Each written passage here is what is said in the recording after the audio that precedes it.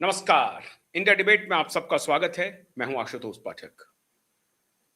मित्रों, अब एक बहुत चर्चित कहावत है कि गोगा का दिमाग कोई पढ़ नहीं पाएगा। सारा विपक्ष एक गहरी प्लानिंग में था और सारे प्लानिंग पर पानी फिर गया। सोरोस से लेकर के तमाम ऐसे इंस्टीट्यूशंस जो लगे हुए थे, बस हो गया। हमको ब्रीफिंग हो गई है, ऐसे ऐसे सिचुएशन अनफोल्ड होगा और फिर आप सड़क पर उतरेंगे और सड़क पर उतरते ही पूरा जन सैलाब आपके पीछे होगा और फिर बांग्लादेश और नेपाल की सिचुएशन होगी और फिर मोदी रायसेना हिल से भाग जाएगा। स्क्रिप्ट बहुत शानदार लिखी गई थी। कितना बड़ा सपना है, कितना बड़ा ड्रीम है। जैसे नेपाल से भगाया, जैसे बांग्लादेश से भगाया, वैसे अगर मोदी भाग जाते, मोदी के साथ अमित शाह भाग रहे होते, पूरा कैबिनेट भाग रहा होता, लोग दौड़ा दौड़ा करके उनके पीछे जाते, कितना अच्छा होता। होता ना? यही सपना था। सपना चूर चूर हो गया। अब मास्टरमाइंड मोदी, अब इसको दूसरे अर्थ में मत लीजिए, यहां मास्टरमाइंड है, मास्टर हैं वो। जिस स्कूल में ये लोग अभी पढ़ रहे हैं उसके प्रिंसिपल हैं मोदी। देश के हर जिलों की खाक छानी है मोदी ने। किताबी डिग्री, ये बात सही है। बहुत सारे आंदोलनजीवी जो हैं वो कहते हैं कि महामूर्ख हैं मोदी। तो चलिए मैं भी मान लेता हूं एक पल के लिए कि हाँ, मूर्ख है मोदी। लेकिन मोदी का किताबी ज्ञान भले ही कुछ नहीं हो, अनुभव मोदी का तो समझिए कि पूरा पीएचडी का थीसिस है। हर एक जिले में रात गुजारने का अनुभव है श्रीमान नरेंद्र दामोदर दास मोदी को। इसलिए मोदी इस मामले में पीएचडी किए हुए हैं। तो मोदी को आप पटकनी कैसे देंगे? लेकिन रणनीति बनाने वालों ने आपको सलाह दे दी, आपको अपना ज्ञान, आपको अपना अनुभव, आपको अपनी आपकी जो अपनी दूरदृष्टि है वो जीरो है। जीरो मतलब जीरो, सिफर है। बस आप चाहते हैं कि बलवा हो जाए किसी प्रकार से। और एक नया रणनीति चल रहा है। एक जातिवादी गैंग है, वो एक जातिवाद का नाटक शुरू किया हुआ है सड़कों पर। और वो जातिवादी गैंग फुस हो चुका है। काशीराम की क्या स्थिति हुई पूरी दुनिया ने देखा, मायावती की क्या स्थिति हुई पूरी दुनिया ने देखा, लालू यादव की क्या स्थिति हुई पूरी दुनिया ने देखा। और ये सभी भ्रष्टाचार की गंगोत्री हो चुके। काशीराम तो नहीं, लेकिन लालू यादव, जो आज जातिवादी लोग चर्चा कर रहे हैं, लालू यादव की बेटियों की समधि के बारे में पता करें, उनके ससुराल के बारे में पता करें, बेटे के ससुराल के बारे में पता करें, अखिलेश जी के ससुराल के बारे में पता करें। करें पता, पता चल जाएगा जातिवाद क्या होता है। स्टालिन से जाकर के पूछे जातिवाद क्या होता है। तो मैं जातिवादी नेताओं को यह कहना चाहता हूं कि ये जो दिवा स्वप्न देख रहे हैं ना आप, मोदी के रहते पूरा नहीं होगा। और मोदी इनकी खाट खड़ी कर रहे हैं। अभी इनकी प्लानिंग थी, आपने सुना होगा कि लीडर ऑफ अपोजिशन जो है श्रीमान राहुल गांधी, उन्होंने कहा कि 6 महीने में आप देखिएगा मोदी सत्ता छोड़कर के भाग जाएगा। जगह ब जगह बोल रहे थे। क्यों कह रहे थे ऐसा? क्योंकि इनको ये लग रहा था कि ये जो पेट्रोल डीजल की जो प्राइस है ये आसमान पर जाएगी। और जब ऑयल पुल डेफिसिट शुरू होगा और महंगाई शुरू होगी, भारत का खजाना खाली होगा और महंगाई का जो दुहचक्र आगे बढ़ेगा, उसमें लोग फिर सड़क पर आएंगे। ऐसी नौबत अगले 6 महीने में बन जाएगी। इनके बड़े बड़े इकोनॉमिस्ट, बड़े बड़े नीतिकारों ने इन्हें सलाह दे दिया कि बस it is a matter of month, price rise अपने उरूज पर पहुंचेगा, लोग सड़क पर आएंगे और उसके पहले आप थोड़ी बहुत रणनीति करते रहिए। नीट के एग्जाम का मामला, सीबीएसई स्कैम का, और उसमें ये मौका भी दे रहे थे। सरकार की तरफ से भी कुछ लोग थे जो मौका दे रहे थे।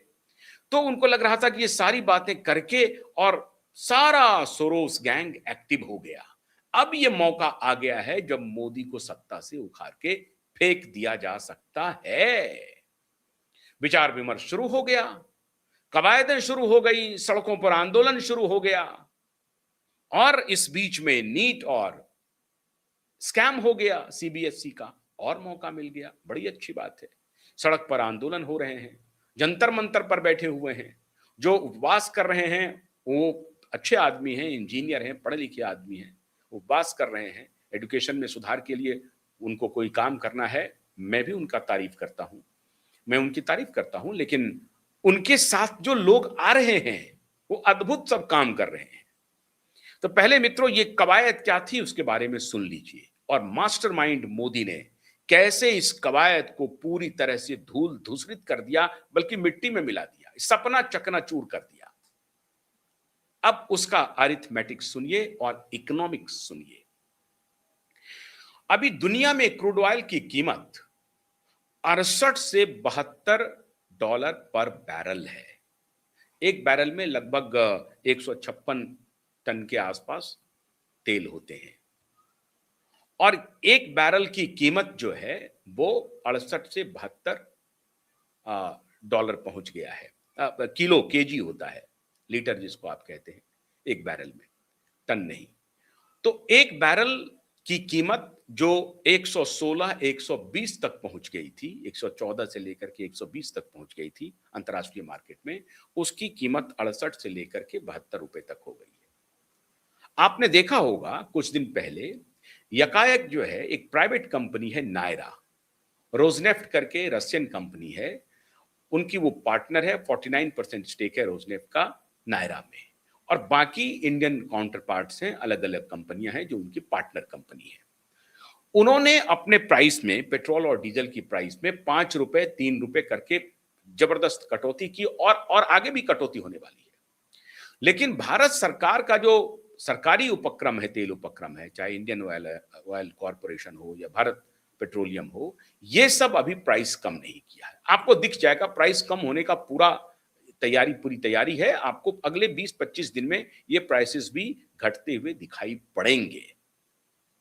खेल ये हो रहा था, अंतरराष्ट्रीय खेल चल रहा था, और अब इसका रिश्ता, अभी बात को समझिए कितना फाइन ट्यून से पूरा जियोपॉलिटिक्स बदल रहा है, और उसमें मोदी किस दुचक्र में फंसे थे, और मोदी के लिए पूरी प्लानिंग हो गई थी, लेकिन मोदी ने उस दुचक्र को, वो जो 7 चक्र बनाया था ना, अभिमन्यु तो मारे गए थे, लेकिन मोदी ने 7वां चक्र तोड़ दिया मित्रों, तोड़ दिया। आप हैरान हो जाएंगे। जूलियस असांजे दुनिया के बहुत बड़े इन्वेस्टिगेटिव जर्नलिस्ट हैं।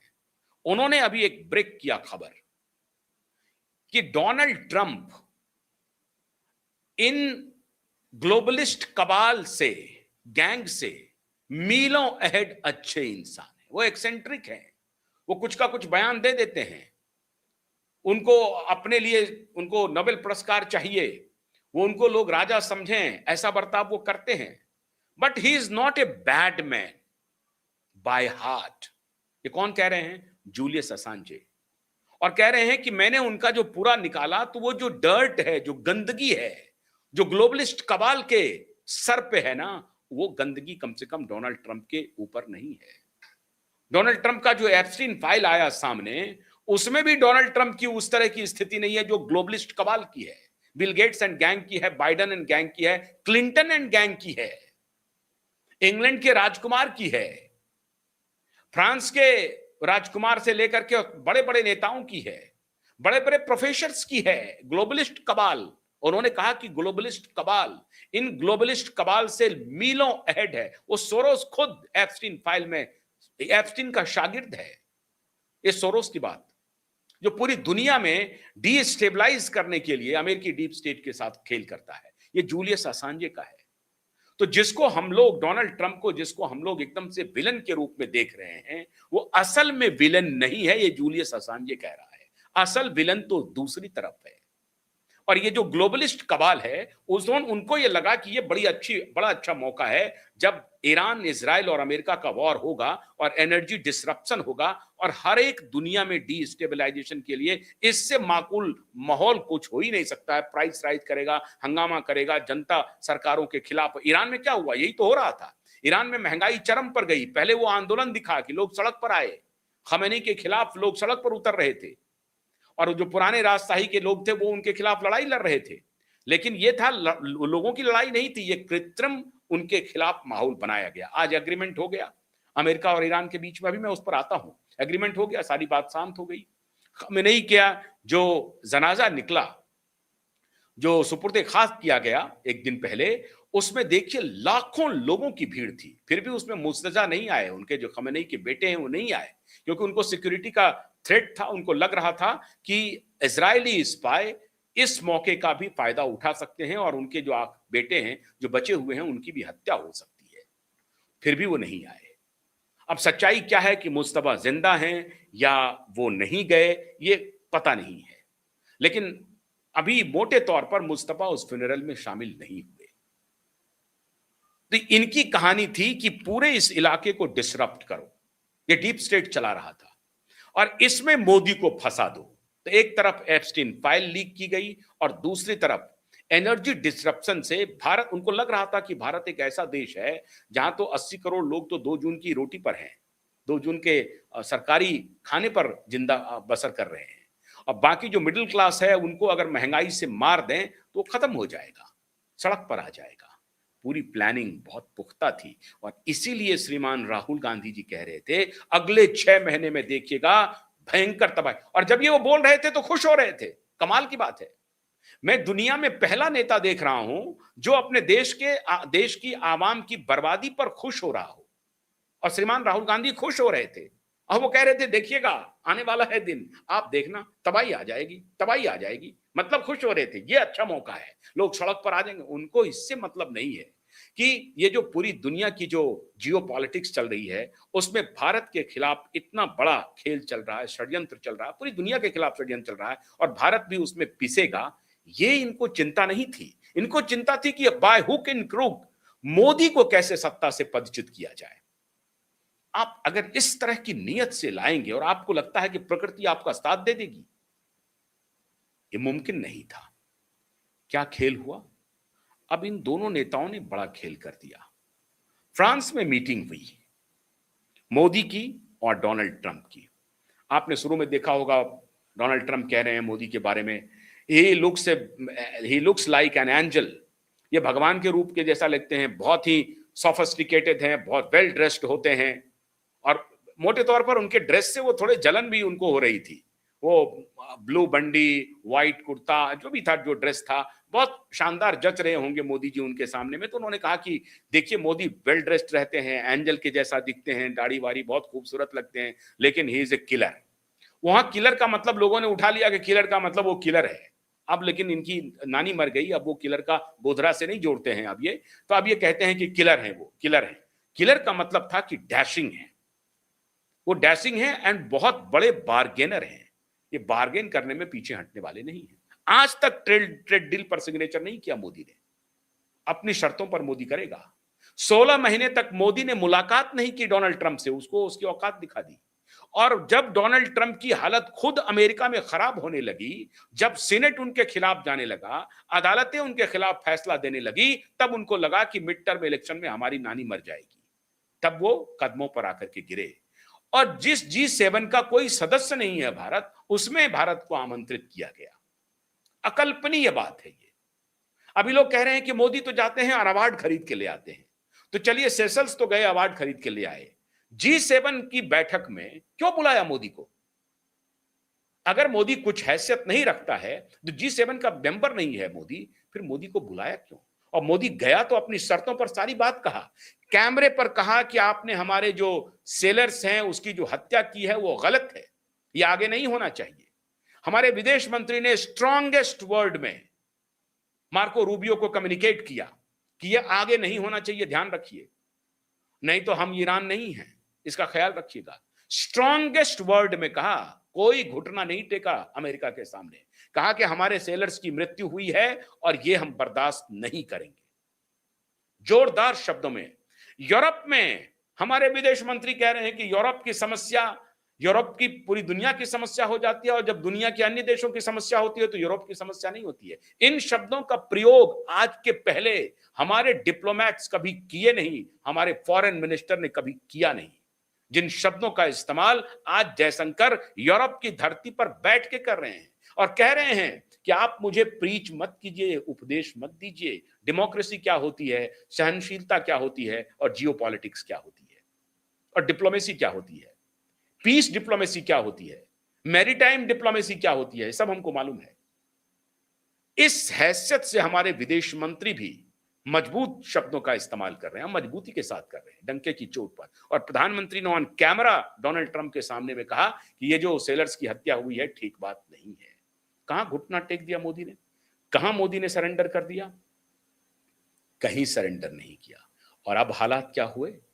हालात ये हुए कि अमेरिका और ईरान के बीच में डील फाइनल हो गया, युद्ध शांत हो गया, और स्ट्रेट ऑफ हॉर्मुज भी अब खुलेगा। रसिया के साथ हम तेल खरीद रहे हैं, और पूरी दुनिया में ऑल्टरनेट एनर्जी का ऐसा खुमार चढ़ा मित्रों, भारत में भी ऑल्टरनेट एनर्जी का ऐसा खुमार चढ़ा है कि पेट्रोलियम कंट्रीज जो हैं, अब उनको लग रहा है कि यार मेरा अगर कोई खरीदेगा ही नहीं तेल तो हम तो भूखों मारे जाएंगे, फिर तो खेल ही खत्म है। तो मोदी ने अपने तरीके से यह भी संदेश दे दिया कि हम जा रहे हैं ऑल्टरनेट एनर्जी पे, हमें 10 साल लगेंगे, लेकिन हम पूरी तरह से कन्वर्ट कर जाएंगे ईवी पर, और ईवी पर अगर कन्वर्ट किए तो फिर तुम खत्म हो जाओगे, फिर तो तुम्हारे पास कुछ भी नहीं है, दाने दाने के लिए मोहताज हो जाओगे। तो भारत को मत डराओ, भारत अपनी पॉलिसी बना रहा है। और साथ ही साथ आप देखिए कि कोविड के दौर में भी प्राइस कम नहीं हुआ पेट्रोलियम पदार्थ का, इसलिए क्योंकि उनको मालूम था कि परेशानी है। लेकिन कोविड में चूंकि 1 साल का तो आप समझिए ऑलमोस्ट लॉकडाउन ही था, उसमें पेट्रोल की कीमत वो वसूलते रहे, रिजर्व तैयार करते रहे, अपना फॉरेन रिजर्व तैयार करता रहा, कंपनी का जो बैलेंस शीट नीचे जा रहा था उसको कहा कि ठीक करो। और अभी भी अगर पेट्रोलियम की पदार्थ की प्राइस कम नहीं हो रही है तो उनको कह रहा कि बैलेंस शीट ठीक करो। अगर कोई ऐसी परिस्थिति आती है जब जियोपॉलिटिक्स में हमारी बाह मरोड़ी जा सकती है, तो एनर्जी को नियंत्रित कर सकें, और कहीं से महंगा अगर हमको तेल खरीदना पड़े तो हम महंगा तेल भी खरीदने की हालत में हों। और तेल रिजर्व भी बढ़ाते जा रहा है भारत, तेल रिजर्व भी बढ़ाते जा रहा है कि 6 महीने साल भर का अगर हम तेल रिजर्व करके चलें तो उसका क्या मतलब, एक साथ कई फ्रंट पर काम कर रहा है। ऑल्टरनेट एनर्जी पर काम कर रहा है तेजी से।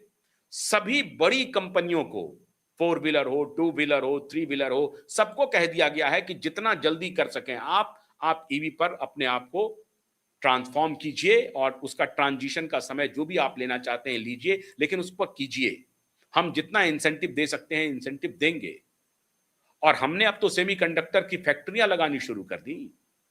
तो सब तरफ, एक तरफ वो काम कर रहे हैं और दूसरी तरफ अपना रिजर्वॉयर भी बढ़ाते जा रहे हैं डीजल और पेट्रोल का, ताकि किसी भी आपात स्थिति से निपटने में हमारा देश सक्षम हो, और उसके बाद प्राइस हम कंट्रोल कर लेंगे।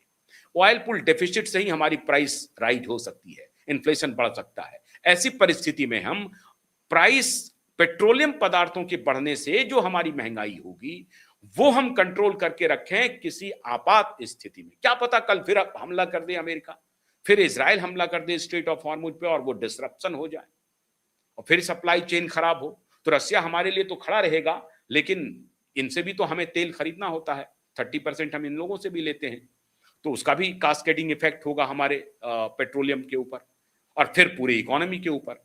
तो हम किसी आपात स्थिति से निपटने के लिए भी खुद को तैयार कर रहे हैं।